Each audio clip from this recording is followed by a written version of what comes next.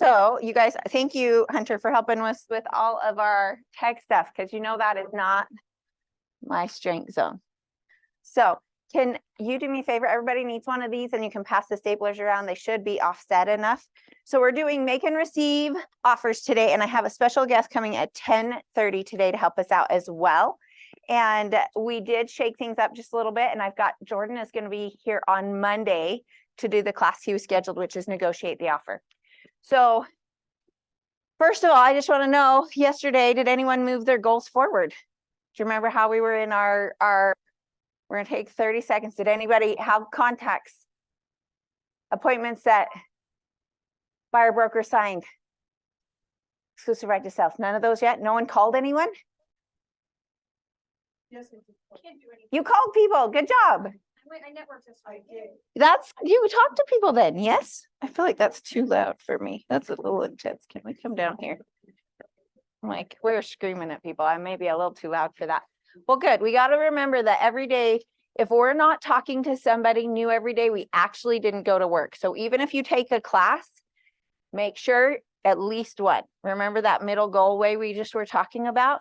If you pass a day though that you didn't talk to someone or call somebody and talk about real estate, we actually didn't work. So just remember that. And that's one of the things that sometimes if I'm going to go do something fun, I am literally sitting in my car doing a couple of messages before I start, because I have to work every single day, because I also have to get paid in the future every day. But when you say talk to someone every day, you're not talking about real estate with that person every single day. I'm talking to at least one person every single day about real estate. But then I did talk to somebody else. So just realize, just be intentional with it. And it's no, but a little bit every day goes a long way. So that's a super important thing that we continue to work on, I feel like. See, a little bit every day and being purposeful with what that looks like. So today we are doing more transaction stuff right here, because we've already worked on, yay, other people are on, hello. We're working on the transaction side. You guys have done win the seller this week, I believe, win the buyer. We're doing make and receive offers, and then negotiate the offer. I kind of feel like there's going to be different things you guys get from each class, but you're also going to have you'll also have there's some of the same but some different. Make and receive offers and negotiate the offer, I feel like go hand in hand. Okay, some of the best agents I know, I feel like I need to move that head because I can't read it.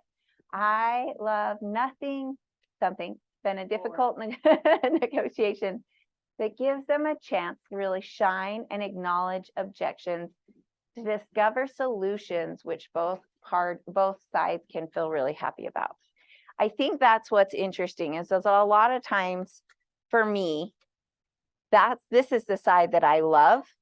You know, I have people on my team who love, let's say, new construction. They love model homes. They love decorating.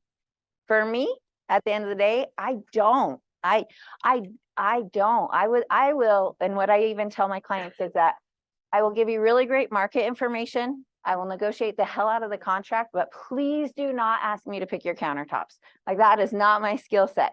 Becky on my team, that's totally her skill set.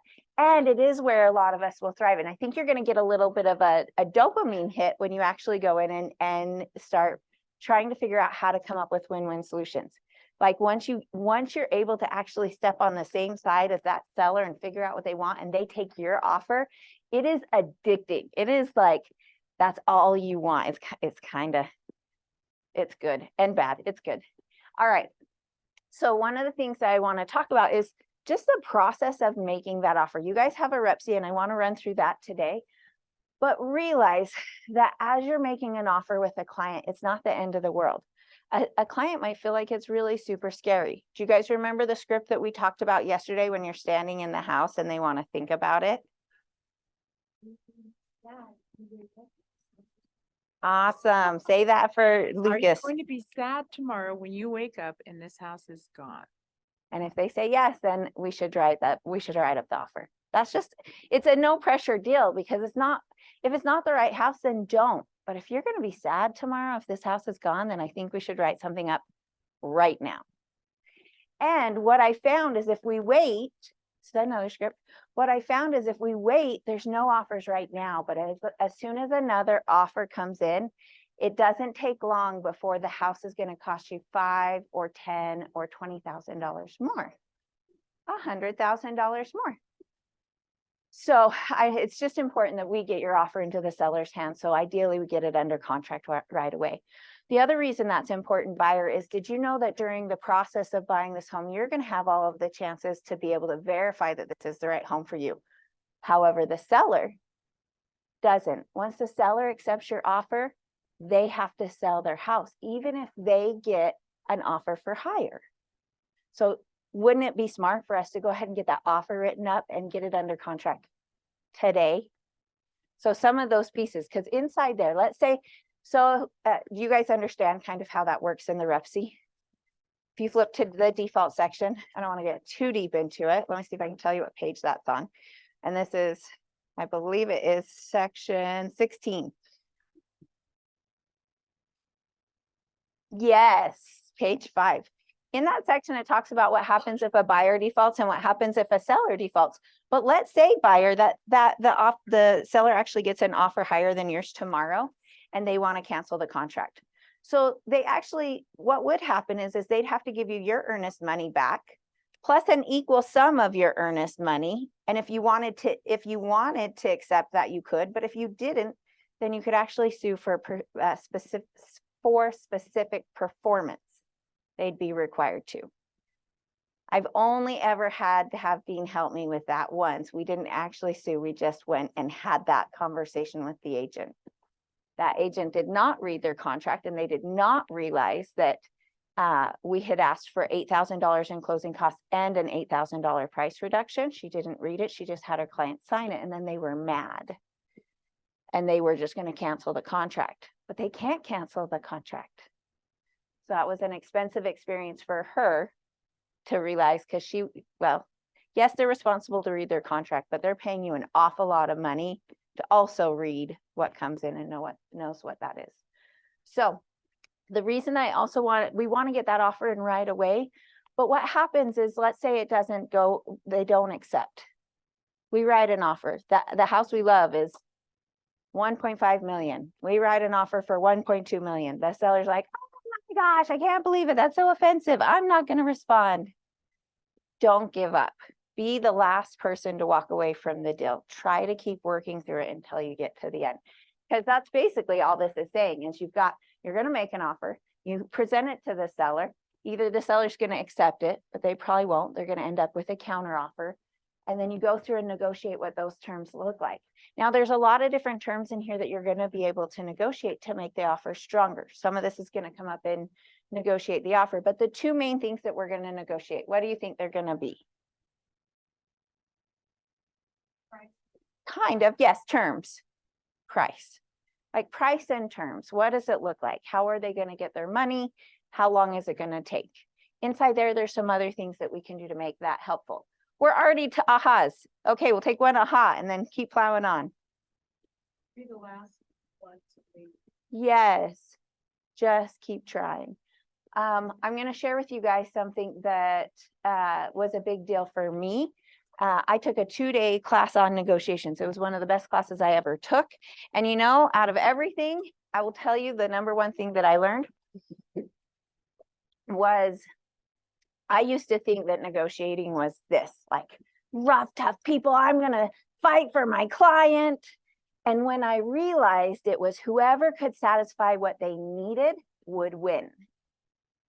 If you can get on the same side, we think our agency, we're the buyer's agent, this is seller's agent, this is how it goes. The minute that you can do this and get on the same side with them, you will do amazing things. Uh-oh, this is our special guest. Hello? Are you still good for 10:30?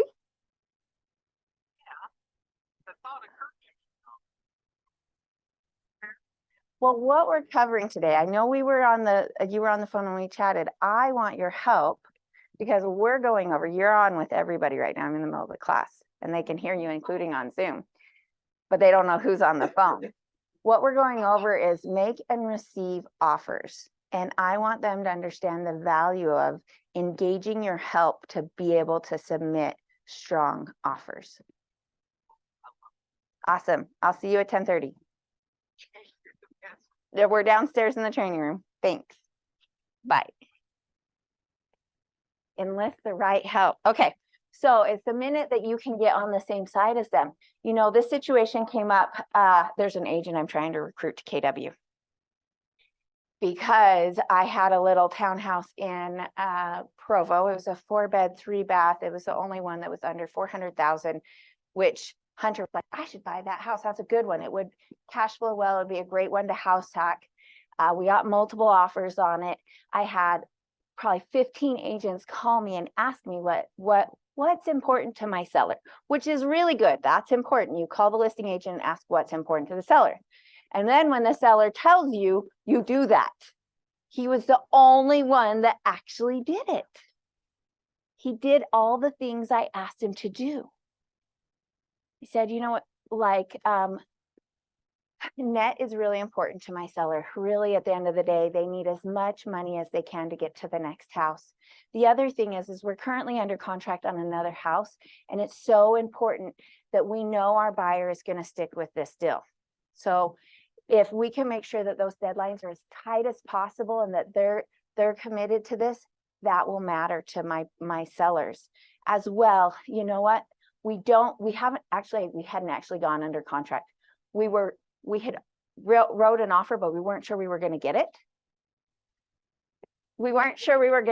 And so I needed the option to lease back the property if we didn't get that one, to be able to go out and keep looking. Okay.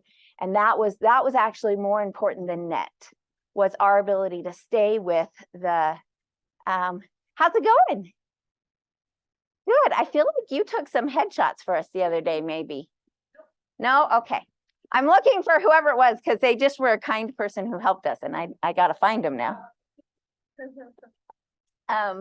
And so that was actually the very most important thing, is that we had an option to lease back the property for up to 60 days if possible, in case we didn't get that one under contract. And was there anything else that he did that was super special? So those are all the things I told him. I also, since we had multiple offers in, we were trying to decide whether we were going to call for highest and best. And he was so kind. He was like, you know what, it's really important to me. I need to put my son to bed, but I will get you this contract tonight. Do you think you can get it accepted tonight? And I was like, it depends on how you write it. And he was fantastic. It was late at night that we got it in, but our list price was 400,000. He had offered, no, we were probably at 390. They offered 405 and they wanted $5,000 in closing costs. So we were gambling. I wasn't sure we were going to hit our appraisal. However, they offered $2,000 in non-refundable earnest money upon acceptance. I was like, well, that's some commitment. He must be, I didn't have to call his lender because his buyers were putting it out on the line that they knew enough that they were willing to do it. I'm not saying you should do this. I was representing the seller, so I got everything I wanted. But you know, all of the things that he did, we were a little bit less net than somebody else who had offered, but they were also willing to do. So he offered a 30-day free lease back and an additional 30 days at a price per day at the buyer's mortgage. So we ended up using the 30 days. We didn't go into the next one, but it was huge because then, and super tight deadlines. I think we closed in 19 days, which mattered because then I could get that cash in my bank to go over and purchase the next house for them. So me being able to go under contract that night and then send a message to the agent that we wrote a contingent offer on that said, hey, we just accepted an offer. We're under contract. We're going to close in 19 days. Made it so they accepted our offer because we were way lower risk. He listened. Those were very intense tactics, which actually compared to, can I just tell you, compared to 18 months ago, those actually aren't intense. Back when we were in the heat of the market, you guys think this market is hard. The other one was a high stakes poker game every day. We were $20,000 non-refundable earnest money upon acceptance on every offer if we were going to get it under contract. So you're like, because you're just like, this has to be the house. I mean, we did a ton more due diligence, right? Like, so we're in this cool market right now because you can tell your buyer, hey, we're going to verify this is the right house. We don't want to just write offers on everything, but you guys get a chance to discover if this is really the right place for you. You're going to have 7 to 10 days for your due diligence. And during that time, you can actually cancel for any reason whatsoever. So there's really not a lot of risk for us to go ahead and get something written up and submitted to the offer or submitted to the seller tonight. And you're going to be nervous. Take the time to breathe and hear yourself clap 3 times tonight. It puts it as an embedded command. You'll have space, what you want them to do, and then space. Let's do the right thing. Let's get an offer into the seller tonight. And they'll hear that. That's what, and we don't want to manipulate anybody into doing something. We want to help support their goals. And they just told you this is the house they wanted, right? Okay, so these are all great things. So first of all, first step, your buyers say they love the house. Who's the first person you call? Listing agent. Great. What are you going to ask them?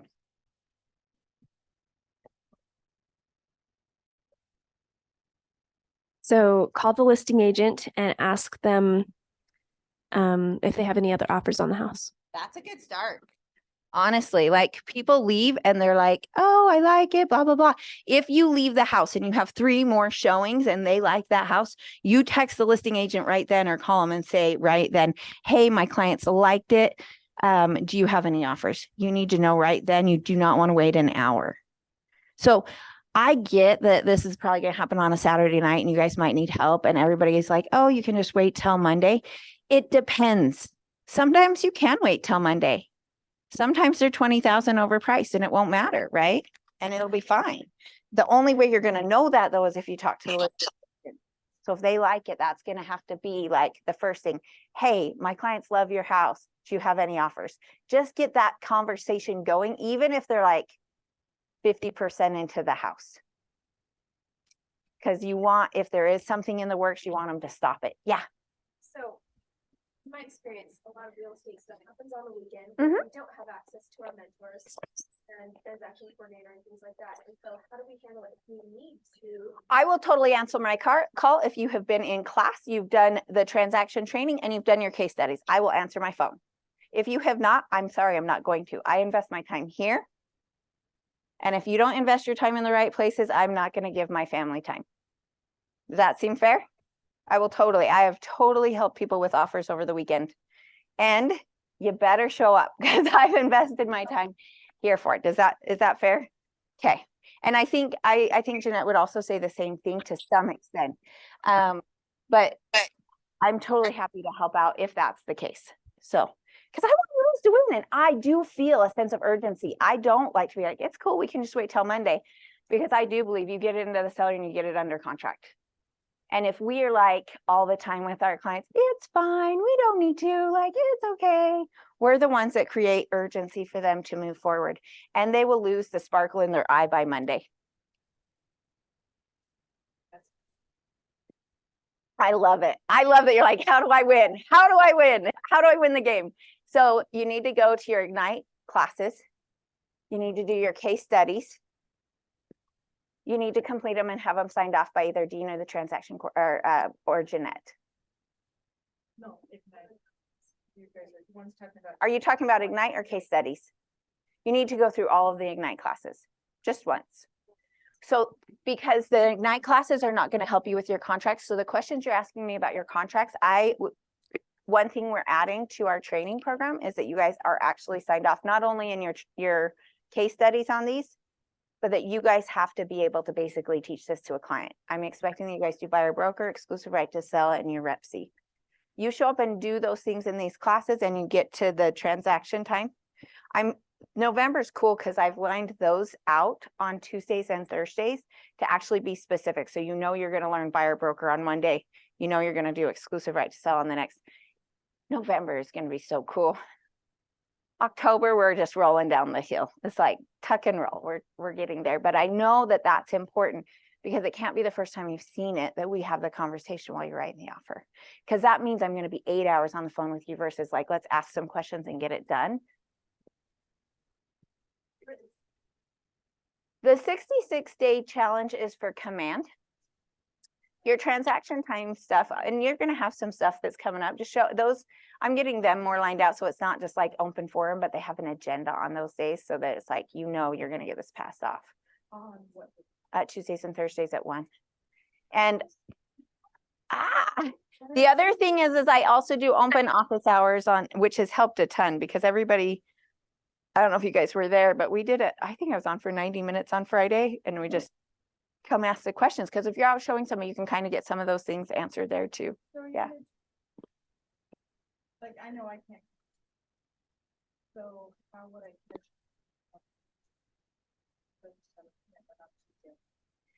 We'll work through it so you can rotate through on Thursdays too. Yep. And this is, there's things that'll move. I love that you guys are hearing how important it is that you show up. I'm so grateful for that. Keep coming to class. And have you studied this already? Perfect. That's great. So that's perfect. And you probably won't have to do that on a Saturday night. And if you know you have a listing appointment, let's talk about it before then. Because there's a lot of time, my challenge that I actually saw happen was that people know, but their life gets in the way too. And they knew Friday during the day, but they waited until Saturday at 4 when I was on a date with my husband. Right? So like just work, you know, it's coming up, get here during work, like office hours. It's not like I'm not going to talk to you anytime. That's our transaction, or that's case studies and transactions, contracts, stuff like that. Oh, that's what we did yesterday. Yes, and if you come to office hours, I'm way more likely to answer my phone on the weekend because you tried to get there. And that's just on Zoom. And you can just log in, ask questions. I'll sit on Zoom even if no one is there. Yeah, you're welcome.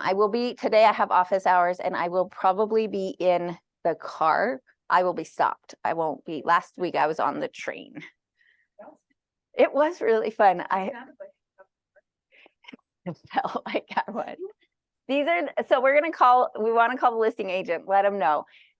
Just find out, do they have offers? What's important to their seller? Is the house vacant? Like those things. So if a house is vacant, that's going to look different than if it has 3 twin beds in there and bunk beds, right? Their situation, the seller's needs are going to look different. If it's vacant, do you think they want it to go faster or slower? Faster. If it's got little kids' beds in there, what do you think might be important to them? We got to figure out where they're going. Do they need a lease back? Can I beat you? I can sometimes beat people because I can offer flexibility. I have cute little renters that are totally flexible in their timeline. And if you need 59 days, I'm happy to lease it back to you for 59 days and I'll win because they have to find somewhere to go, right? So understanding like, what is it that's important to them? And we'll keep going through this. This won't be the only time we cover it, but those are the things like ask what's important to that seller. And every agent asks and then say, you might even say, if it's a great house, like what would the offer need to look like for us to get it under contract today? Do the same embedded command to him or her, whatever. The next call that you're going to make is to the lender. Your guys' lender. You need to ask them, how fast can you close it for us?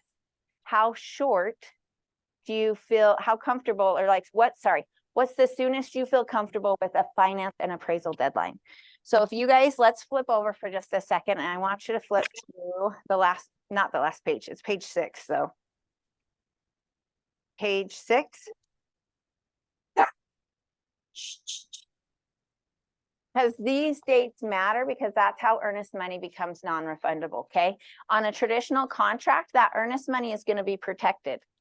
So it's going to be protected through the contract dependent on how it's written. So understanding your contract deadlines. Who here feels like they understand this section right now? Every contract. Every contract. So You know, when you say, oh, it's really depending upon the needs. yeah, you got to get on the same side and hear what that seller wants and needs, or vice versa, hear what the buyer wants and needs.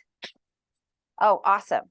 So what we're going to do, and I'm going to give you have your suggested timelines. Actually, you guys, I almost just want to give you a crash course here. And this is a script, it's getting recorded. I'll make sure you guys can hear me well enough on there, Lucas. And is it Chris?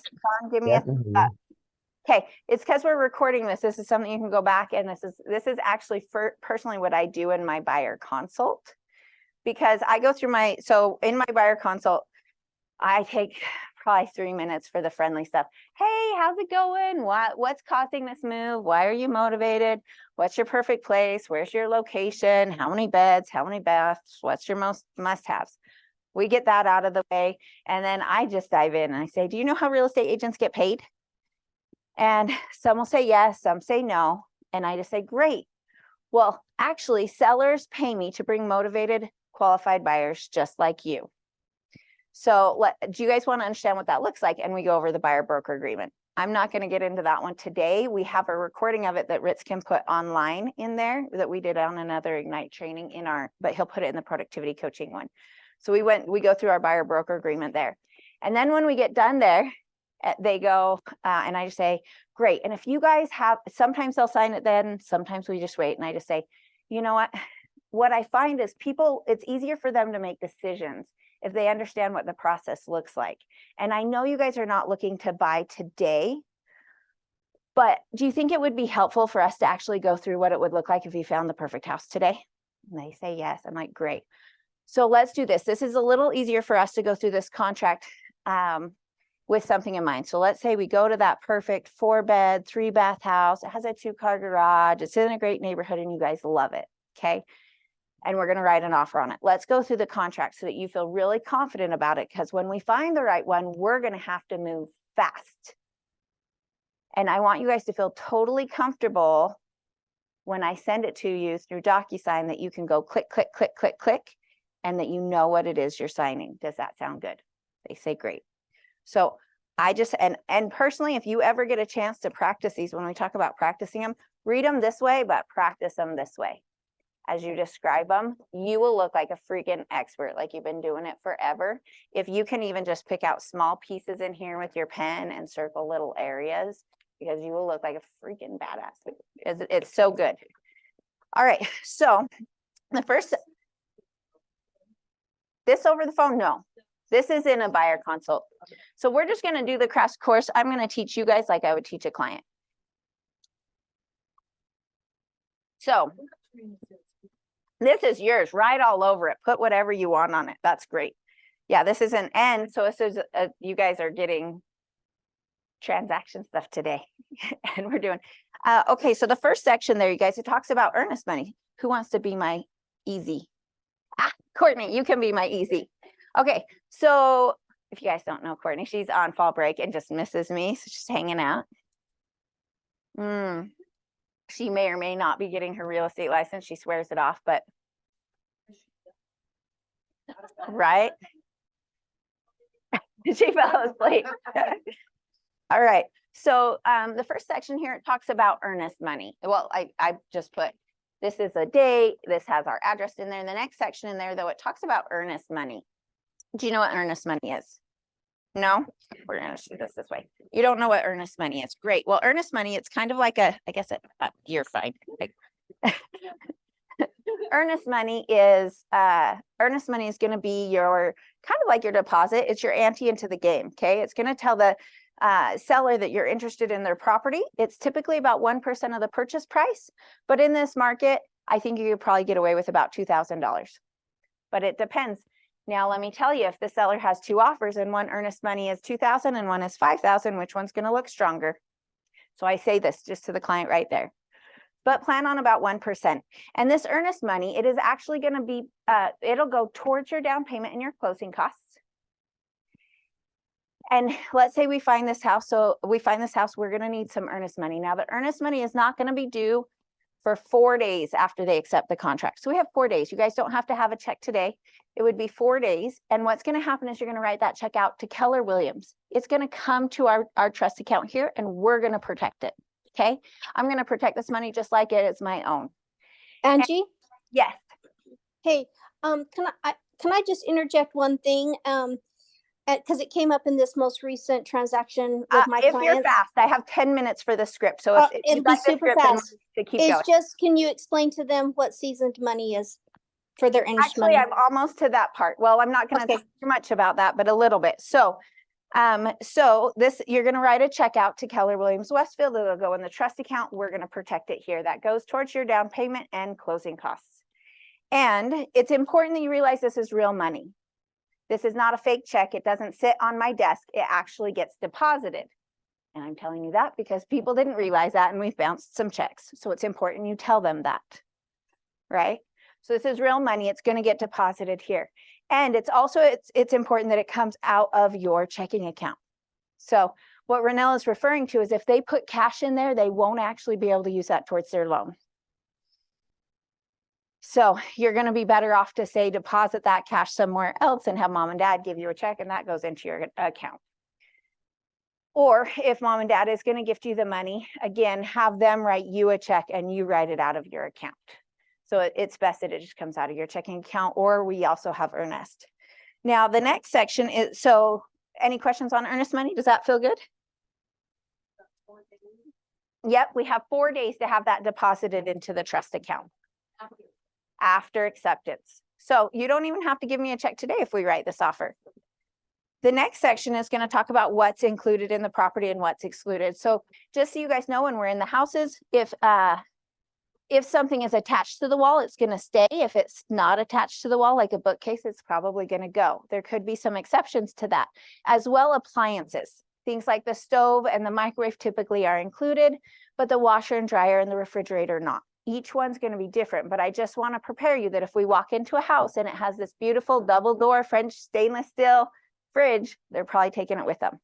If we walk into a vacant house, it was a rental and it's a cute little white fridge, it's probably staying. So it just kind of preps them for that. We can always ask for it, but we don't want to ruin the deal by asking them for their brand new fridge. The next section talks about things that are excluded. Each one's going to be a little bit different. We'll make sure we take care of that for you. Next section just talks about water. I'm guessing you guys are not going to buy a house with a well, but if we did, this is where that would be described. And I'm just jumping through sections with them. All right, now this next section is really important. Section 2 talks about price, okay? And we want to make sure that we make you as aggressive as possible to a seller if we're in multiple offers, okay? We never want to lie, but we want to make sure you look as strong as we possibly can. So this section right here, I know I should have this on the screen, it's section 2. That's the actual purchase price, and I circle it. And then section 2.E, is that what that is? Yes, those are the same. So down at the bottom, those two numbers should match. In between is going to describe how much earnest money you have and how much down payment and how much you're getting for a loan. Okay. And in this, we want to put as much in the down payment area, as much in the down payment. I know they don't really talk during this. It's really just me. As much in the down payment area as we can. Okay. So if you have money in a 401k account, or if you have money that you can borrow from parents, we actually want to put that in the down payment line, okay? But what's really cool is if you come up here, cash to close, balance of purchase, that's your down payment part. Now, all these added up together should equal that down at the bottom. This number here and this number here, yep, matches. Your earnest money must match here. The other stuff that's in there, down payment and loan, I want you to look at the REPC here. And it says the purchase price of the property, blank, except as provided in this section, the purchase price shall be paid as provided in section 2.1A through 2.1E. And I am underlining this next section. Any amount shown in section 2.1C and E may be adjusted as deemed necessary by the buyer and the lender. So if you have $100,000 in your 401k account, I suggest we put that down as your down payment. We never want to lie, but if you can pull that money out, we want to put it on there. The cool thing is that you and the lender can decide later that you want to do a 0% down program. And we do not have to get that approved by the seller, but they understand how financially strong you are. And if there's two offers, both at $400,000 for the same house, these folks have $1,000 down and you have 50, it's likely they're going to accept your offer over someone else's. Good script. Good script. That's huge, and that's going to be important to set the tone for them. What we're doing is we're setting the expectation. So when they get that house, that they're like, this is the one, they're like, oh, I get it. So let's see. The next section just talks about settlement and closing. I want to set the tone though for you guys that if settlement is when we go sign all of the documents, that's typically about 30 days out.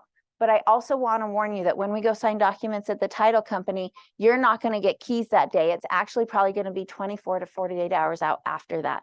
So I just kind of prep that then. We keep talking about that because everybody sets the moving truck up for when we say we're closing. The next section talks about possession. This is another place that we can be aggressive, especially if you are, it depends on what the seller's needs are, right? So possession, again, let's say we have two offers at $400,000, and these are scenarios I'm going over with my buyer. You have an offer both at $400,000, but these guys haven't found a house yet to buy, and they need a lease back time, and both offers come in at the same purchase price, but you guys are the nice people and you're willing to let them stay for 30 days for free. They're going to definitely take your offer. And sometimes we've even had it that they've taken our offer and it's been less. Or my first time home buyers. That's a lever that you can pull that is huge and can make a big difference, especially because it's hard to buy and sell. So if it's an occupied house, that's a big deal. Sometimes it's even just offering an extra 48 hours for free. Like you're representing your buyer, so you have to make sure you're their fiduciary. But we remember if we're representing them in their best interest, if their best interest is to get the house, you figure out how to get the house at the least amount with the least amount of headaches, all those things. Okay, so possession is going to be typically though, once you record at the county, you'll take possession typically immediately, but be flexible with what that is. I've taken offers that did just offer 48 hours. It wasn't a ton, but it gave us enough space to get out of the house. The next section talks about prorations and special assessments. And I just tell them, as far as we're going to expect that the seller pays for any of their special assessments. And I always mark that down on seller. I never mark that as split. This is where you really need to protect your buyer, because a special assessment could be an HOA assessment, like they let their dog poop and now they have all these fines. You don't want your buyer to be responsible for that. You don't want to split it. It also could be that they could be in a special lighting district. Maybe they just put sewer in. Maybe they've been assessed from the county. That first line on assessments is a big one. It's not about HOA transfer fees. It's about assessments. So just be really careful and cautious where you put that, because a lot of times I will see agents put it in that the buyer will pay for that. Don't. And on the next section, when it talks about HOAs, if we go to an HOA or a house that has an HOA, it is likely there's going to be an HOA transfer fee. I want you to know, buyer, this is your responsibility to pay for this. But what I have found is that if I put split, I almost always get it accepted. Okay, if I ask the seller to pay for it, they counter us and they don't want to pay any of it. But if I ask for what's fair, they typically will do it. So I will, if you're okay with it, we'll usually do split unless we're in multiple offers. And then I recommend that you pay for it, buyer. But I let them know up front that's their responsibility. The next section is going to talk about who represents who. I represent you and Keller Williams, and that'll disclose there. The next section is going to talk about title insurance. Now, in this process, the title insurance is going to come from, there's two title policies that are purchased. Okay, your loan officer has already given you a quote on your closing costs or what that looks like. That's the title insurance that you are going to be you purchase for the. Hang on a second. I want to change that. Came out wrong. There's two policies.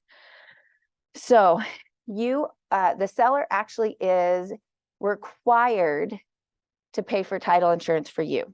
In Utah, they have to offer clean and clear title, and the seller will purchase that title insurance for you. However, you don't actually own the house. The bank does. So you are going to have to purchase title insurance for the bank. But that's part of the closing costs that the lender has already quoted you, so you don't have to worry about that. You could tell when I get out of my script, it throws the whole thing off.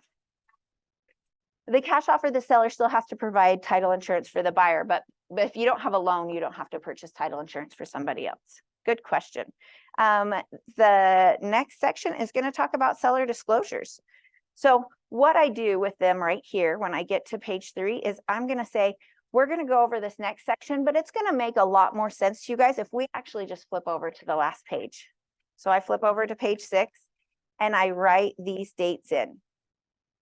And I say the first thing is seller disclosures. Seller disclosures are a 12-page document that the seller provides to you. It's everything they know about the house, okay? It's going to be if they had roof leaks, fires, floods, rats, all those kind of things. So in a perfect world, this document's going to be full of all sorts of great things. And in the real world, it's going to be blank. We have to be prepared for that. And it's going to be our job to dig into the house and make sure it's really good for us. But the seller disclosures are typically come to us within about 3 days. During that time as well, seller disclosures would include, if it's an HOA, everything that has to do with the HOA, things like CC&Rs, budget, minutes. That might matter to you because CC&Rs or communities might have restrictions that might make it a deal breaker for you. Like my daughter has chickens, and most CC&Rs in condos, they do not allow for poultry. We don't have chickens anymore, but we did at one point in time. Or they maybe only allow for 1 dog or 2 dogs. So it's important that we get those during the seller disclosure time. This is also important for you guys to realize that your earnest money is protected during this time. So there's no reason we shouldn't write an offer and find out about those things. And if there's something in the seller disclosures we don't like, we can cancel the contract and your earnest money is totally protected. Does that sound good? They say great.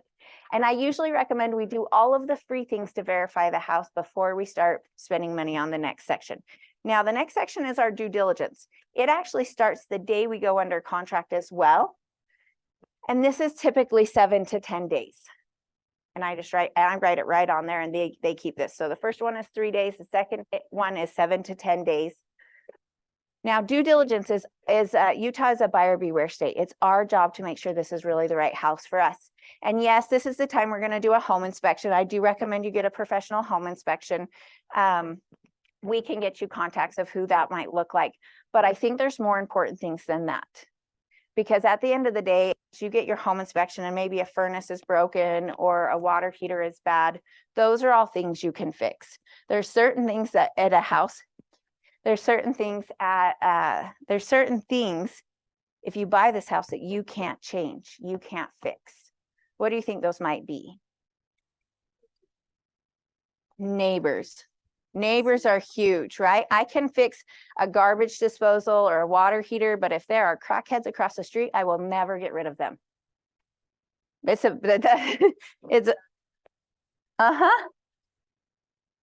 We just sold a house because we had bad neighbors, an investment property. It was so bad. We took a huge loss on it because the neighbor was so bad.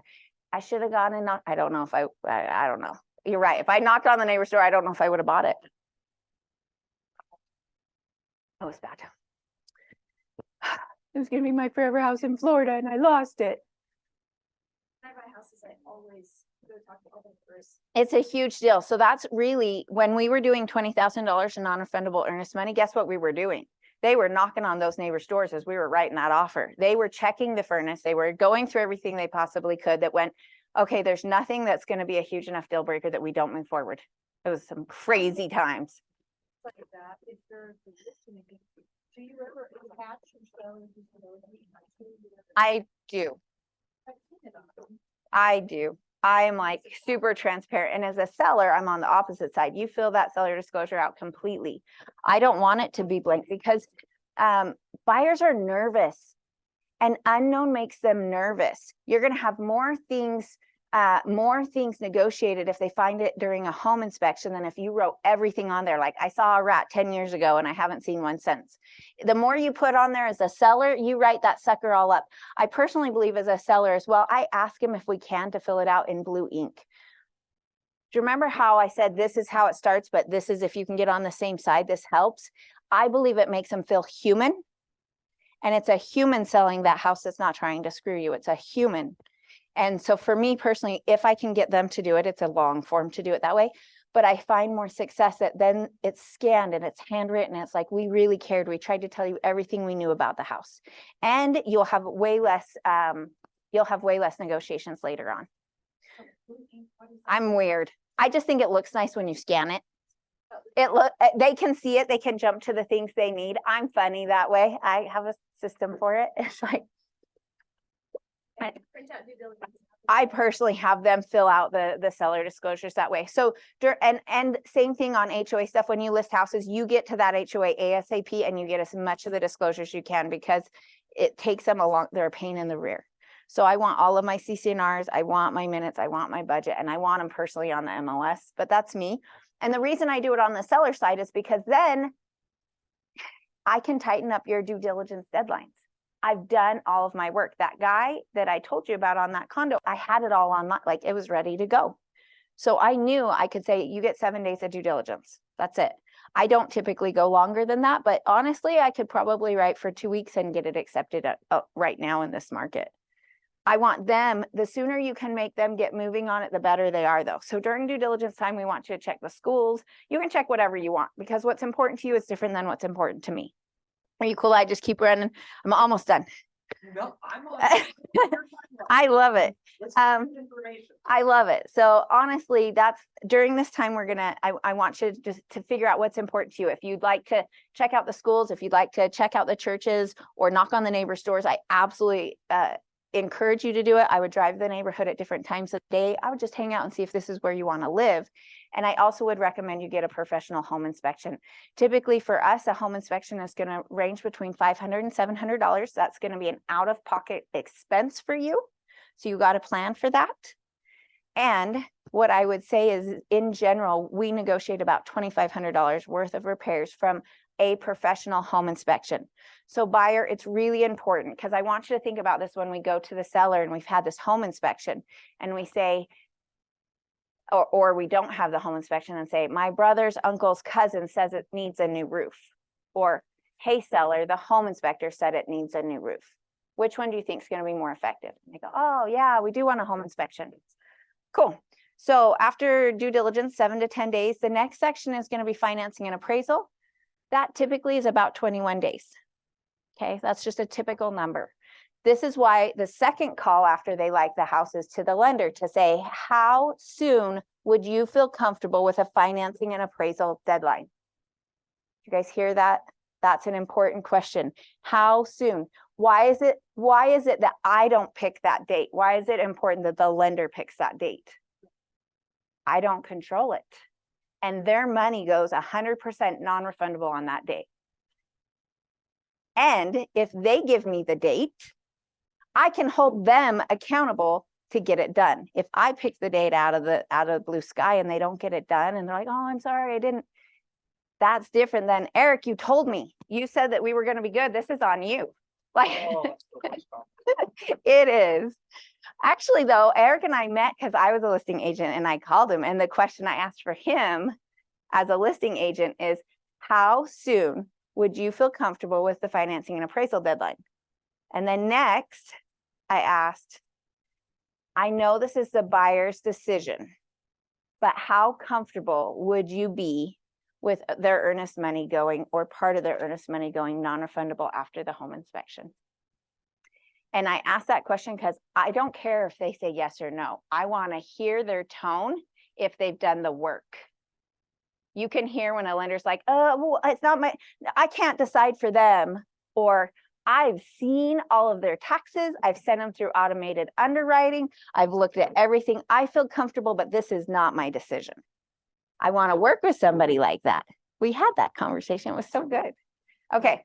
So financing appraisal is 21 days. Now, the tighter you make that, the stronger the offer is going to be, because the money goes hard faster. Skin in the game matters, right? So if I'm competing, if you can give it to me in 14 days, I'm in. That's awesome. 21 is typical. If the lender tells you 30 days, go get a new lender. It depends on how. 30 days for financing and appraisal. It depends on how aggressive you're being and what stage you're submitting your offer at. Right. If you're submitting your offer before I get anything from the buyer, Oh, right? I might tell you to hedge your bets on this. And if you have, you can go as fast as the buyers will go. That's the problem with the challenge with Eric or any lender, is that he could do it as long as the buyers are providing documents. But if the buyers are not providing documents, there's nothing he can do. He gets stuck. So that's why he's hedging his bet. He's like, I don't know, am I gonna get it? But if you have all the documents and you've sent them through DU, the automated underwriting, 14 days, right? If it's a clean buyer. Clean. Appraisals right now are taking 7 to 10 days. Okay. I would do it 12 to 14 days, just in case the appraisal. Plan 21 though, put 21 on your list, and you need to push your lender, but ask them, make them come up with the date because it's not yours. Had a listing agent, I put it at 17 days.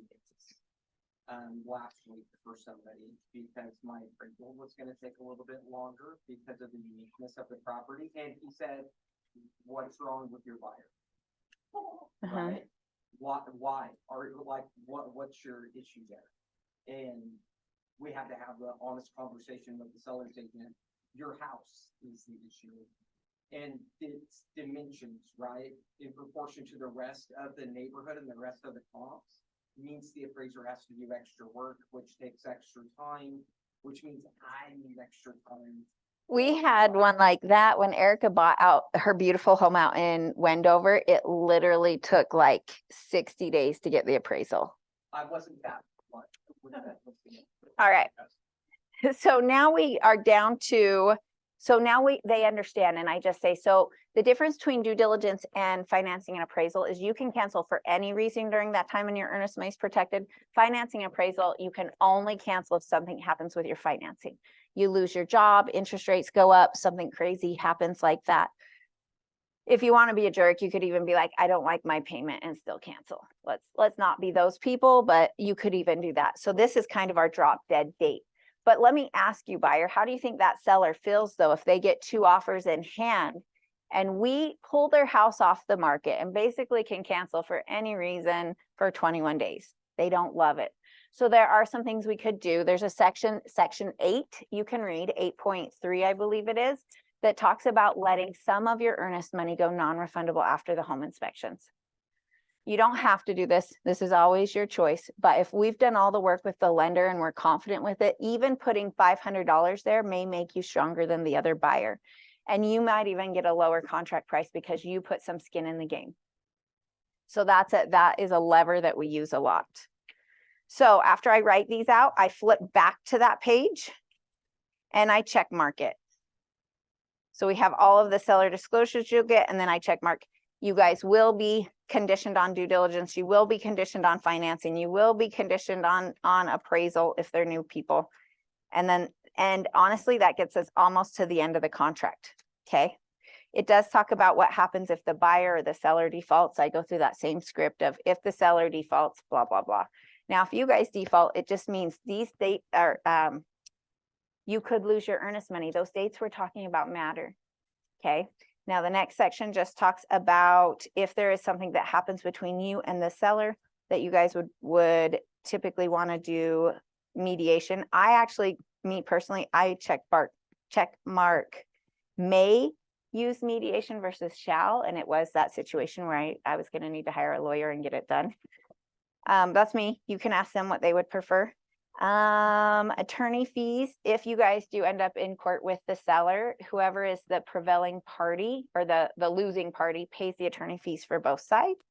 This contract would be for you, not your brother, your cousin. This says that you will keep insurance on the property when you buy it, and that the seller is going to have insurance on the property until you move in. Time is of the essence.